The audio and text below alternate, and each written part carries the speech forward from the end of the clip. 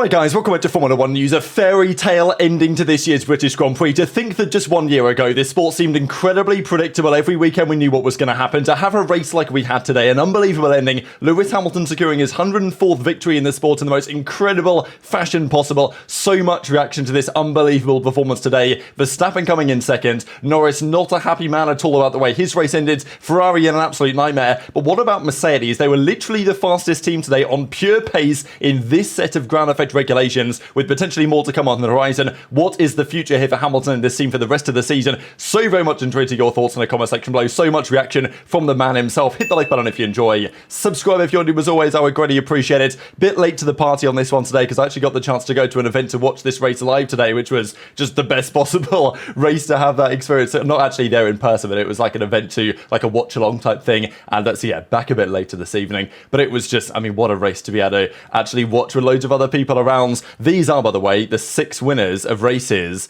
12 races into the year, which is quite something to say after the way that this season began. For Red Bull, again, they literally are a one-driver team at the moment. Perez started from the pit lane after a brand new power unit, didn't have much pace anyway, but they did kind of screw him on strategy, and we'll get into that because a fair few teams today would feel like they could have done far better had the strategy actually gone in their direction. And even there was talk from Helmut Marko that, yeah, there's not much he's going to be able to do from P19. Was it Max in P19? I'm sure that would have been a different conversation, but with Perez right now, it's another story. But the race gets underway. Let's just go over the highlight to this because there is so much to say on the way that this race played out, especially on the strategy side, because genuinely there were the two Mercedes, Norris, Piastri wasn't far behind. He actually was really competitive at one point, and then Verstappen, they were all on potentially race-winning pace. It came down to execution. It came down to luck on some element in terms of whether your car was going to blow up or not, and we'll talk about that with George Russell in a second. And then it came down to just managing your tyres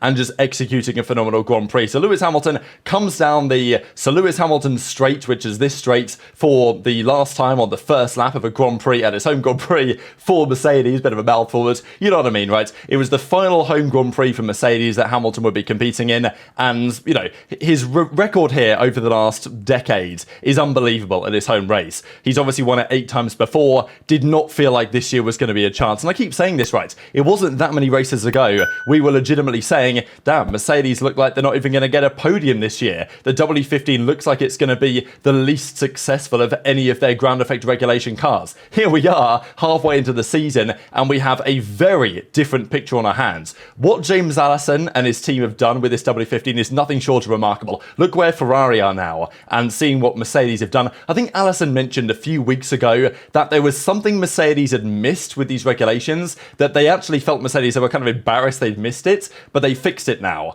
And I don't know, maybe that was the key, whatever that is, because ever since really Imola, the car's been doing what they wanted it to do, and they've kept bringing performance every weekend, and they've got more to come, as we'll talk about, I'm sure, tomorrow. This, though, was the first of instance. Again, I think Norris will probably, in hindsight, think, wow, I'll let Max have me a bit here, because Norris was keen to go on the attack over Hamilton to try and get into P2, but he went a bit too deep towards the loop, and Verstappen was just able to take easy advantage, get round the outside into third. So again, right, Norris and McLaren, to be fair, but Norris in some parts does have to look at himself and say, yeah, in terms of execution in these wheel-to-wheel battles against Max, it's still not optimal, and I still think Norris has to find something, right? Like, you look at the two leaders today, Hamilton, Verstappen, you see everything they bring to the table as a Formula 1 driver, and Norris is, so I think he can get there. Norris incredibly talented, don't want to take the away from him, right? But in terms of execution, in terms of consistency, you can see why Hamilton and Verstappen have been considered a class above for basically, well, those two drivers have effectively dominated the last decade and a bit of this sport. The Ferraris were making decent early progress, right? We had Charles Leclerc making his way through the field past Lance Stroll, and they weren't that fast. They weren't as fast as the cars in front, but they weren't terrible. The problem was for Ferrari that, again, strategically, they just leave rather a lot to be desired here because the rain started to come down, and the question was at this point, what do? Do you pit for sprinters? Do you stay out? Do you split the strategies with your teammates? Like, what's exactly the plan going to be? Ferrari decided Leclerc was going to come in on the inters. He was getting told, yep, heavy rain coming along, guys. You know, it's time to come into the box. And Leclerc, after the race, basically says, yeah, I don't know why I trusted these guys because they don't seem to get it right that often. Checo Perez came into the box. For him, it was kind of more like, well, with Perez there to take a bit of a gamble, so I don't really blame them. But in Leclerc's case, I don't think going to the inters was a good idea. They ended up just getting lapped by the leaders because the leaders stayed out. They managed it on the mediums. They got through it just about. But at this time in the race, this was when, after Verstappen has passed Norris early on, then again, the McLarens really came into their own at this stint of the Grand Prix, right? It was the same thing a few races ago when bit of tyre degradation, bit of dampness in the air, and the McLaren just becomes a bit of a rocket ship, right? Seems like they look after their tyres rather well, and yeah, Max at this point just didn't have the pace that he needed. Lando gets past. This is when, before DRS was disabled, there's a bit of, rain on the track, but it wasn't enough to disable DRS, and then Piastri gets past as well just a couple of laps later. So at this point, Max is like, yeah, you know what, maybe P6 is my finishing position here. What can I really do? But it just shows how good Max is that he's able to fight nearly to win this Grand Prix, and maybe would have done if there'd have been a few more laps at the end of the race. Then though, up front we got a very telling moment, right? And I feel like in some regard this was maybe expected. In race conditions, there was all the talk about the sabotage, wasn't there, a few rounds ago with Hamilton's qualifying stuff? And sure, he qualified behind Russell yesterday. There was talk about different setups or new engines for Russell or whatever. But in race conditions, certainly at Silverstone, I think there was no doubt in my mind that Hamilton would have the stronger pace over the Grand Prix. He has enough pace here to get past Russell and lead the British Grand Prix for what feels like a very long time it's been there. But as you guys can see, the rain starts to trickle down, and all of a sudden, it's the McLarens that are just charging through the field. Norris gets past Russell, Piastri then gets past Russell, Norris then gets past Hamilton. All of a sudden, like within a couple of laps, it went from being, wow, Hamilton's going to win this race, to all of a sudden being like, damn, McLaren are going to get a 1-2. That's what it looked like. Couple of laps of this stuff, and both McLarens had got in front of both Mercedes. I will also just say, look at this image, right? Like, this is an image for the lead of a Grand Prix, and there are more just like this we're going to look at over the coming minutes. This is what this sport is all about, right? This is what we've been missing for the last couple of years. The days of Max leading by 20 seconds seem to be over. It's like Singapore last year, right? It was a great race, even though it's a slow burner, Singapore last year. It was a great race in the sense that there were four cars within like 2 seconds on track fighting for the win. And, we have 5 cars in the shot here about 25 laps into the race, all in a potential position to win the Grand Prix. Then, however, came the pit stop phase, right? Because when they put Piastri in, they brought him in too late, they kept him out too long, and by the time he filtered back in, it was effectively too late for his chances, and he fell down the order quite significantly. So McLaren today, every single strategic choice they had, they basically got wrong. And that will be problematic, right? Because, Zach Brown's been talking a lot of trash on Red Bull and Verstappen and whatever over the last couple of months, Horner, most certainly. But when McLaren had a chance to execute today with, what probably wasn't quite the fastest car, but it was at times the fastest car on the track,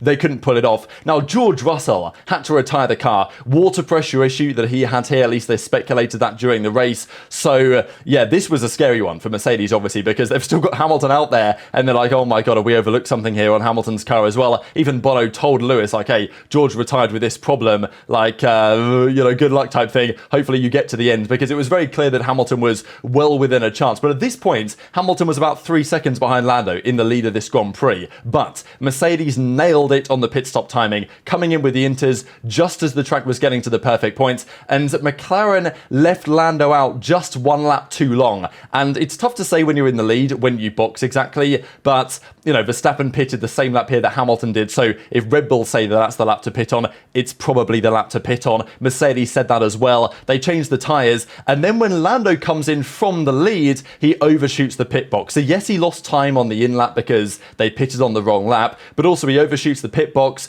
Bit of a mistake there from Norris, forces his team to have to, readjust the position of the tyres, everything, cost him a couple of seconds in the pits, and guess what? He comes out of the pits basically 2 seconds behind Lewis Hamilton, right? So incredible scenes in the pits. Mercedes got it right. McLaren and Lando Norris got it wrong. He ended up in P2, but they also put on the soft tyres to Lando's car when there was, I think, a brand new set of mediums. This is the thing for McLaren as well they've got to think about going forward, is that they were asking Norris, hey, what tyres do you want? Like, okay, whether you're asking him, do you want slicks or wets or inters, that's another question. Whether you're asking him, do you want softs, mediums or hards, like, that's a question that I think the team probably has to just make. You say, look, we're going to put you on slicks, this is the tyre. We don't give you a choice. Like, the team has more info than a driver does on that moment, and they had a new set of mediums to use. They didn't decide to because Norris said, hey, let's put on the softs because only this amount of laps to the ends. But in hindsight, the medium was probably the tyre here, and Verstappen put on the hard, and he was rapid. Like, for the end of the Grand Prix, he could just push on those tyres, lean on them really hard because he knew they weren't going to degrade, whereas Hamilton, Norris had to be careful. Hamilton especially, like, even though it was only 14 laps to the end of the race or whatever, still did a stellar job, Hamilton, to even get to the end, because, like, Norris's tyres were cooked, and Hamilton was able to just manage so well to hold off Verstappen at the end of the Grand Prix, because that's what happened, right? Max eventually gets past Lando, job done for P2, and with about 4 laps to go, Lewis Hamilton has to hold on to an advantage which was coming down every single lap, but Max didn't quite have enough, and Lewis Hamilton takes the Grand Prix victory for the first time in nearly 1,000 days since Jeddah 2021. Hamilton's had some chances. During the 2021 season, there was a couple of races where there was no clear opportunity. Certainly Sao Paulo was a good one that year. Zandvoort wasn't bad either, but never quite worked out in his favour that season. Last year, the car was just generally slow, and apart from maybe Austin, a couple of other chances, there wasn't really a good win opportunity, but Hamilton will have looked at Russell winning last week's Grand Prix and thought, damn, I should have been in that position to capitalise. This week, Hamilton won it on pure pace. Like, the Mercedes was fast, Hamilton was the fastest man on the track over the course of the Grand Prix, executed a perfect race, and wins an absolute fairy tale story in front of the home crowd. Like, you could not write it any better than this, right? Hamilton's final home Grand Prix with Mercedes, wins it, breaks the record of Michael Schumacher for the most amount of Grand Prix victories at a single circuit, and given the expectations of Mercedes and Hamilton, like, there's just nothing quite like this in sport. Hamilton was understandably so emotional on the situation, also broke another record for the longest time between career victories from Canada 07 to Great Britain 2024, all-time record interval goes to Lewis Hamilton, but obviously there was elsewhere things going on track, right? So Verstappen takes second, Norris fell off the pace into third, Piastri was fourth, Sainz a long way back in fifth, Hülkenberg, what a drive from him to finish here P6, so many points for Haas, Stroll with a good P7, Alonso, decent fight, Albon got some good points on the table for Williams, Sargent in P11 was impressive, and then there was, complicated races like Gasly didn't even make it to the start line basically, Ocon, Perez was another absolute disaster for him, sure, poor strategy, but obviously no pace. What a masterclass from Hülkenberg at Silverstone, more upgrades for Haas, seemingly working very well. How good's their car potentially going to be next year? Alex Albon, of course, with a great drive, but just so much reaction, right? Loads of emotion from Lewis, and for very good reason. He pretty much says this is one of the most emotional races, if like the most emotional that he's effectively ever had. Maybe his last Grand Prix win alongside Bono, maybe just be his last Grand Prix win in general. Like, who knows how good Ferrari are going to be when he goes there. And to be fair though, like, do Mercedes have more chances to win Grand Prix from now to the end of the year? Absolutely. They've won the last 2 in a row. Who's to say that Hamilton can't pick up more victories from now to the end of the year? Absolutely not. But if it is his last one with, Bono, what a way to do it, because next year, his engineer Peter Bonington is not going to be coming with him to Ferrari, as we understand.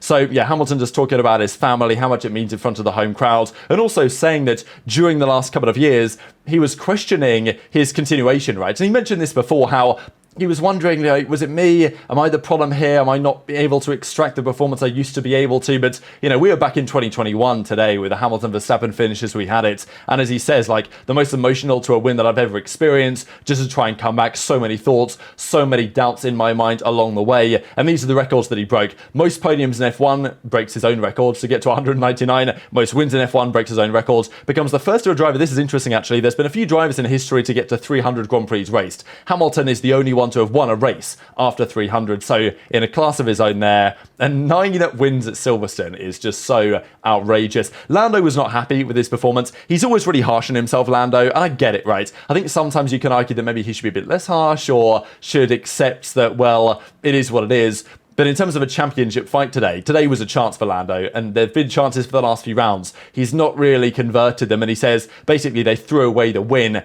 That was on the team side, and it was on his side to some degree, but just goes to show why, the truly great drivers and teams, I think Lando can get there, but for now there is clearly work to be done. Quick couple of things as well on Ferrari, because Leclerc was not a happy man. He basically says it's been a nightmare, this car, for the last several rounds, and as he says, like, Ferrari's results are just too much to handle. They've got to figure things out. But Carlos Sainz had a decent finish, to be fair. These are Charles' results since Monaco, though. Like, you got to think, who sacrificed what for Leclerc to get that Monaco win? Because since then, it ain't been pretty. The gods are smiting him down for some reason. Science, though, does say they understand Ferrari, where they went wrong, what they've got to do about it. They just need time to fix it. So is this just Ferrari talk, or are they really onto something here? But, you know, they need to be, because their performance lately has been ugly, to say the very least. These are, though, now the drivers' standings, and the constructors don't look too dissimilar to what we might have expected. Again, with Verstappen, as he always does, picking up great points. That's the thing with Max. Like, he's always going to be there. He's always putting himself in with a chance. He is just so difficult to beat, and his advantage now in the drivers is very substantial. But Sergio Perez drops down to 6th place in the championship. Let's be real, he's probably going to get overtaken by Russell and Hamilton in the near future, so it's looking like a P8 for Checo probably this year on the way that it's currently going. Ferrari, though, they're not in a great spot. McLaren are looking good, obviously better than Ferrari, but it's Mercedes all of a sudden. They're making a serious challenge here. Like, as it stands, they're a fair few points behind Ferrari, but that can most certainly be overturned. Hamilton and Russell are pretty much neck and neck now in the Drivers' Championship after the results of today. Obviously, it's not all sunshine and rainbows for Mercedes, right? They could have had a 1-2 today. Didn't happen. Russell DNFs. Hamilton does enough to hold on. But in the grand scheme of things, that is back-to-back race victories for Mercedes, with potentially more to come as a result. So just so many storylines today. Very much intrigued your thoughts on all this stuff in the comment section below. Hit the like button if you enjoyed. Subscribe if you're new. Take care. And I'll see you next time.